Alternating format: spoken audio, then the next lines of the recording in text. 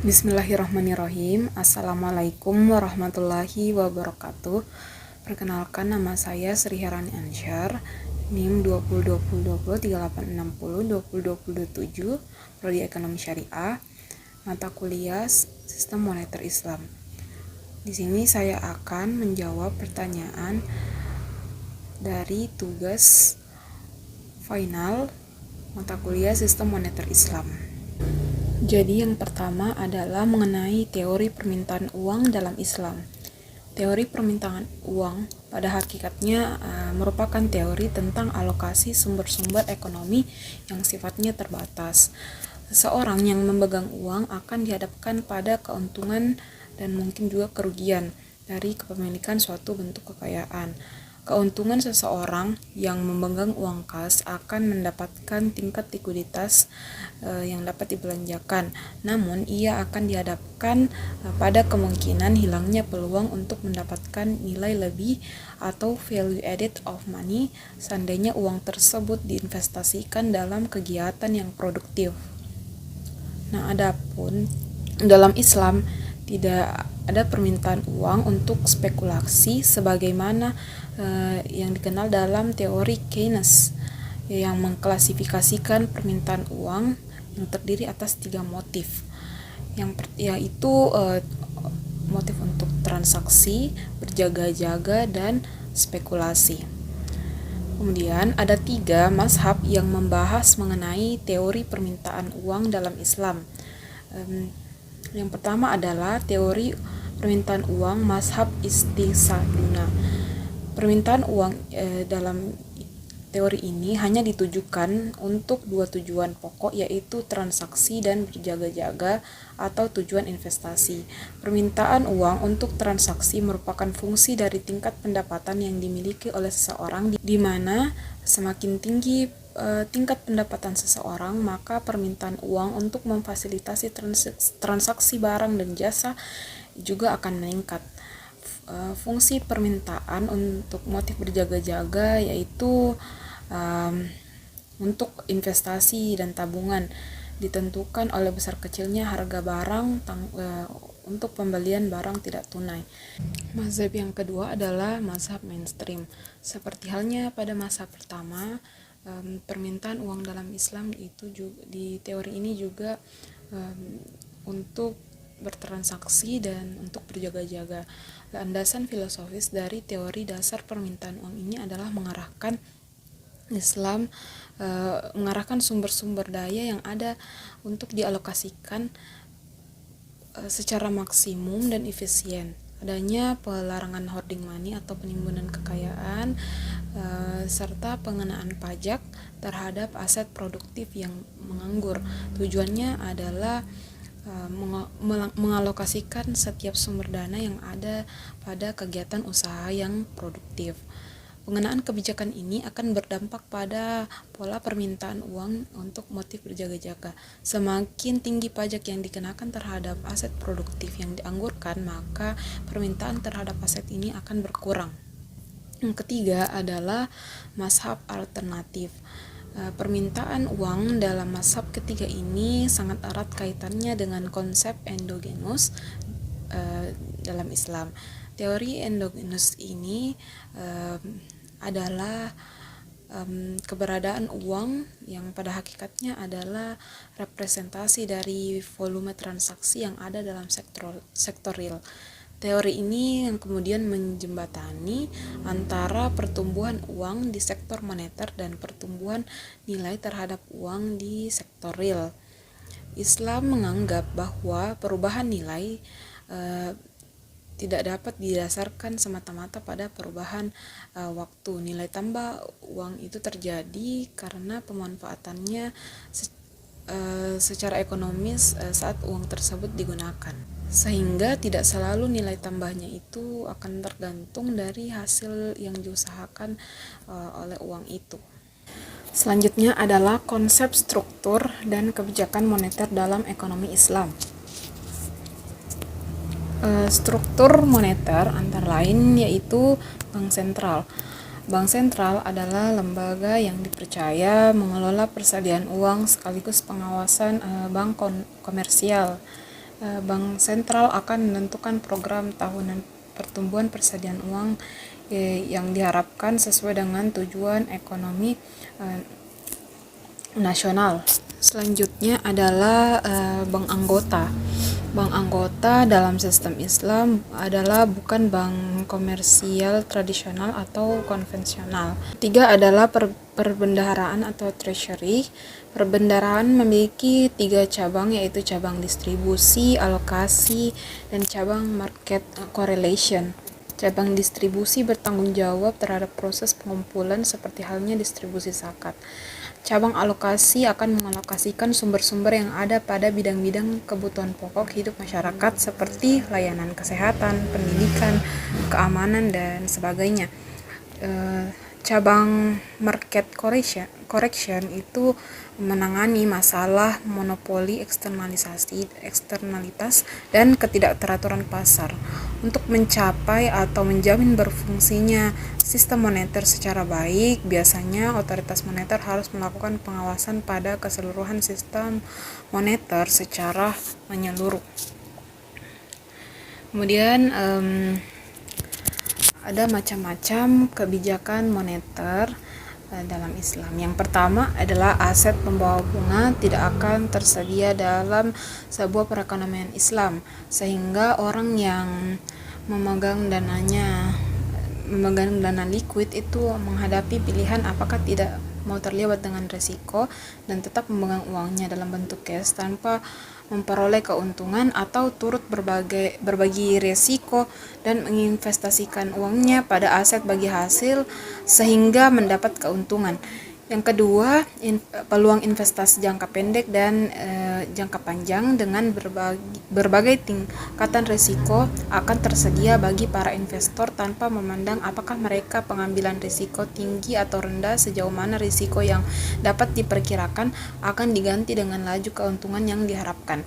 Yang ketiga, tidak akan ada pemegang dana yang cukup irasional untuk menyimpan sisa uangnya setelah dikurangi oleh keperluan transaksi dan berjaga-jaga selama ia dapat menggunakan sisanya yang menganggur untuk melakukan investasi pada aset bagi hasil untuk menggantikan paling tidak sebagian efek erosi zakat dan inflasi sejauh dimungkinkan dalam sebuah perekonomian Islam. Yang ketiga adalah kebijakan dan instrumen moneter dalam ekonomi Islam. Ciri utama dari kebijakan moneter di dalam ekonomi Islam adalah dihapusnya sistem bunga dari sistem keuangan oleh otoritas moneter.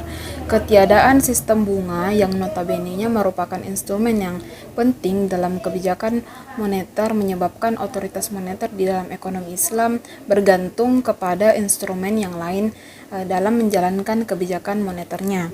Instrumen kebijakan moneter terbagi atas 3 mazhab berdasarkan zaman dan kebutuhan masyarakat pada waktu itu. Instrumen yang diperkenalkan oleh mazhab Istiqaduna itu adalah Promission Notes atau Bill of Exchange, yang mana hal ini semacam surat untuk mendapatkan dana segar. Yang kedua, dari mazhab mainstream, instrumen yang digunakan adalah Jewels of Idle Fund, yang dimana instrumen kebijakan ini dikenakan pada semua aset produktif yang idle. Yang pada mazhab ketiga, yaitu mazhab alternatif, sistem moneter yang dianjurkan oleh mazhab ketiga ini adalah suratic proses yang dimana kebijakan yang diambil oleh otoritas moneter adalah berdasarkan musyawarah sebelumnya dengan sektor real.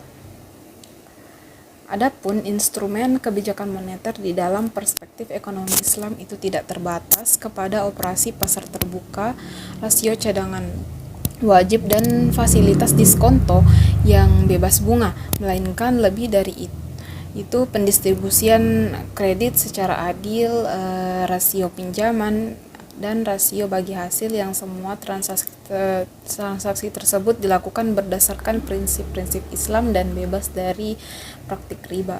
Selanjutnya adalah implikasi kebijakan moneter dalam pembangunan ekonomi. Implikasi atau dampak pembangunan yang dihasilkan dari kebijakan moneter mungkin dapat dibagi ke dalam kategori yang luas. Yang pertama adalah penghapusan bunga sebagai piranti atau alat kebajikan moneter dan sebagai harga dari modal. Penghapusan bunga yang merupakan suatu kebijakan dalam ekonomi moneter sangat berdampak pada distribusi pendapatan dan kekayaan yang merupakan komponen signifikan di dalam pembangunan ekonomi, sebab pertumbuhan ekonomi mungkin hanya akan menambah sedikit kesejahteraan kepada manusia bila income dan kekayaan yang diperoleh itu hanya dapat dinikmati atau menumpuk pada beberapa orang tertentu saja di masyarakat. Pemerataan dan pendistribusian pendapatan dan kekayaan yang adil ini hanya dapat berjalan efektif di dalam sistem perekonomian yang bebas bunga, di mana rate of return dari investasi yang dilakukan dibagikan kepada mereka yang terlibat di dalam kegiatan usaha tersebut. Yang kedua adalah instrumen moneter. Rekomendasi oleh para ahli ekonomi Islam adalah menjaga stabilitas nilai mata uang dengan menggunakan semua instrumen kebijakan moneter secara maksimal, sebab penurunan nilai mata uang merupakan suatu ketidakadilan bagi orang yang meminjamkan uangnya berdasarkan prinsip Al-Qadar Al-Hasan, dan inflasi akan menyebabkan mereka menderita. Oleh karena itu, pemerintah dan otoritas moneter sebagai agen pemerintah harus dapat berusaha menjaga stabilitas nilai mata uang ini. Selanjutnya adalah ringkasan dari jurnal yang telah diberikan. Judul jurnalnya adalah Kerangka Kerja Kebijakan Moneter dalam Islam.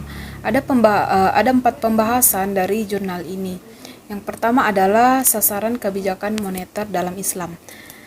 Pelaksanaan kebijakan moneter Islam pada dasarnya harus selaras dengan mencapainya sasaran dari sistem ekonomi dalam Islam, yakni kesejahteraan dunia dan kesejahteraan di akhirat atau falah.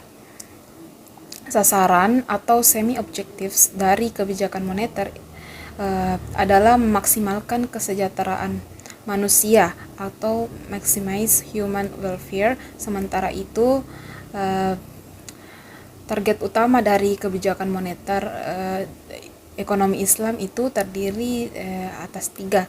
Yang pertama, tenaga kerja penuh dan pertumbuhan ekonomi atau full employment and economic growth. Yang kedua adalah keadilan sosioekonomi serta kemerataan penyaluran pendapatan dan kekayaan atau socio-economic justice and equitable distribution income and wealth. Yang ketiga adalah stabilitas nilai mata uang atau stability in the value of money. Poin kedua adalah strategi kebijakan moneter. Adanya kontradiktif antara prinsip keuangan konvensional dan keuangan Islam. Olehnya itu, Bank Sentral khususnya di Indonesia sebagai otoritas moneter menerapkan kebijakan moneter dalam sistem keuangan ganda yang meliputi strategi-strategi ini. Yang pertama adalah menentukan instrumen kebijakan moneter Islam yang tetap berada dalam kerangka sistem keuangan ganda dengan satu otoritas yang sama. Instrumen ini mengarahkan sinyal kebijakan moneter konvensional maupun Islam menjadi satu arah, namun tetap berada dalam koridor yang tidak bertentangan dengan prinsip Islam. Yang kedua adalah memformulasikan kebijakan moneter yang informatif dan tidak hanya berfokus pada jumlah uang beredar, melainkan juga fokus terhadap aktivitas di sektor real, sehingga pencapaian stabilitas keuangan akan selaras dengan stabilitas output di sektor real. Yang ketiga adalah meningkatkan upaya untuk menemukan rangkaian kebijakan dan instrumennya yang sesuai dengan kondisi dua financial system. Misalnya menambah khazanah keilmuan yang dilakukan melalui diskusi bersama para pakar dan praktisi terkait. Yang keempat adalah membangun infrastruktur pendukung untuk diterapkan pada kebijakan moneter Islam dengan instrumen-instrumen yang sesuai dengan prinsip syariah. Yang kelima, melakukan pendekatan untuk dapat menyusun peraturan perundang-undangan yang mendukung keberlangsungan kebijakan moneter Islam. Dan yang keenam, mendorong peningkatan skala industri keuangan dan perbankan Islam sehingga kebijakan moneter Islam yang dibentuk akan menjadi efektif. Poin ketiga adalah transmisi kebijakan moneter. Hingga saat ini transmisi kebijakan moneter Islam sebenarnya belum dirumuskan dengan komprehensif, ideal, dan terperinci. Namun Capra dalam bukunya itu telah mengusulkan asumsi-asumsi untuk dapat menetapkan set kebijakan moneter Islam yang ideal. Asumsi tersebut antara lain, yang pertama, tersedianya berbagai investasi dengan tingkat resiko yang beragam, baik dalam jangka waktu yang pendek ataupun jangka panjang. Yang kedua adalah penghapusan sistem bunga yang menurut pandangan Islam, suku bunga mengandung unsur riba. Pemilik modal dapat menginvestasikan dananya dengan mekanisme bagi hasil. Dengan demikian, pemilik modal harus siap menerima keuntungan maupun kerugian. Jika memang pemilik modal sangat menghindari resiko kerugian, ia dapat memilih untuk memegang uang tanpa menginvestasikannya. Yang ketiga, kecenderungan pemilik dana untuk memilih berinvestasi pada instrumen yang menguntungkan. Hal ini dilakukan untuk menghindari pengurangan jumlah nominal dana akibat pembayaran zakat dan penurunan nilai dana akibat inflasi. Yang keempat, tingkat keuntungan investasi tidak bersifat predetermined seperti suku bunga. Rasio yang sudah ditetapkan sejak awal yaitu rasio bagi hasil atau nisbah dari keuntungan yang akan diperoleh. Rasio ini bersifat tetap selama masa perjanjian itu berlangsung. Poin yang keempat adalah instrumen kebijakan moneter dalam perspektif Islam. Pada sistem ekonomi Islam, selain mempertimbangkan target kebijakan, perumusan, dan penentuan instrumen moneter, tentu harus mempertimbangkan strategi yang sesuai dengan prinsip dan aturan Islam. Adapun instrumen-instrumen tersebut memenuhi prinsip seperti tidak ada interest bearing aset di dalam perekonomian. Yang kedua, peluang long term-nya sama seperti short term financing. Yang ketiga, tidak ada penimbunan uang atau hoarding. Yang keempat, pembagian rate of profit atau keuntungan berdasarkan atas profit sharing. Sejalan dengan hal itu, instrumen moneter Islam dikhususkan untuk memiliki fungsi yaitu menjaga keseimbangan antara sektor real dan sektor keuangan dalam perekonomian. Yang juga mencegah penumpukan jumlah uang di sektor keuangan secara berlebihan, mencegah pelipat gandaan uang tanpa dilandasi kegiatan produktif di sektor real, meningkatkan daya tahan perekonomian pada masa krisis, menjadi channel untuk menyalurkan kelebihan dana di perekonomian dan mengoptimalkan alokasi sumber daya perekonomian. Adapun instrumen moneter itu terdapat pada 3 mazhab yang telah disebutkan dalam poin-poin sebelumnya. Sekian pemaparan materi dari saya. Wassalamualaikum warahmatullahi wabarakatuh.